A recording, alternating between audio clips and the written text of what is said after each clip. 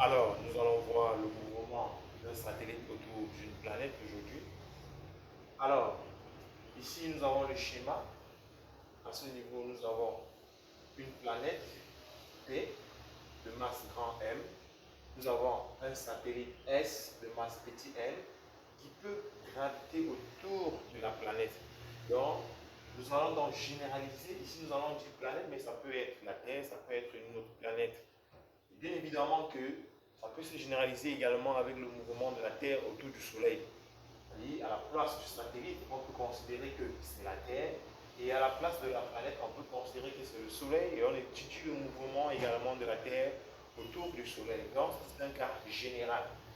Alors ici, nous avons donc ce satellite S. Là, ce qu'on représente là, c'est un vecteur qui est tangentiel parce qu'il faut bien le rappeler. Pour étudier le satellite, nous allons travailler dans une base de Freinet. Une base de Freinet est caractérisée par quoi? Par deux vecteurs. Un vecteur tangentiel et un vecteur normal. Ce vecteur normal est toujours dirigé vers le centre de notre mouvement. Toujours dirigé vers le centre de notre mouvement. Alors ici, le vecteur normal, il est représenté là. Donc nous avons dans le vecteur normal, nous avons le vecteur tangentiel. Alors, qu'est-ce que nous avons fait ici? Nous devons étudier le mouvement du satellite autour de la planète. Pour cela, nous allons bien évidemment respecter les normes d'étude. Nous allons commencer par définir le système. Quel est le système étudié? Système étudié, c'est notre satellite S de masse M. Alors, nous allons donc noter système.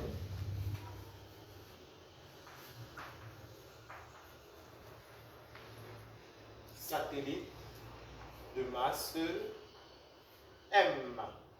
Après avoir défini le système, nous devons définir le référentiel du travail. Quel est le référentiel? Référentiel.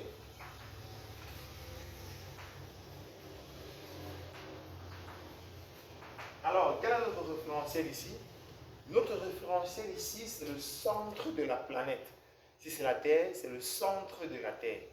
Si c'est la Terre, par exemple, nous aurons affaire à un référentiel géocentrique, un référentiel qui est lié au centre de la Terre. Bien évidemment, ce centre est trois axes dirigés vers trois étoiles lointaines. Dans le référentiel ici, nous allons prendre un référentiel géocentrique si c'est la Terre. En fait, le référentiel est lié au centre de la planète. Si c'est le Soleil ici et là, la Terre, le référentiel d'étude, c'est le centre du Soleil, c'est-à-dire un référentiel de Copernic. Alors, nous avons donc, si c'est la Terre, un référentiel géocentrique. Si c'est le Soleil, un référentiel de Copernic. Alors, référentiel géocentrique pour le cas de la Terre, supposé galiléen. Donc, nous aurons fait un référentiel géocentrique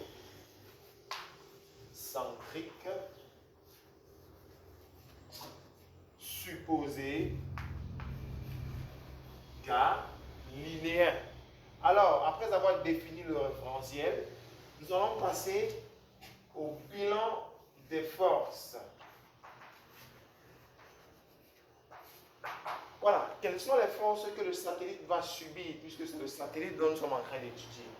Ce satellite va subir une force Fg. C'est une force gravitationnelle.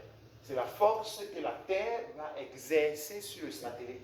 Donc on peut noter cette force Fg ou encore la force que la Terre ou alors la planète exerce sur le satellite F de P sur S.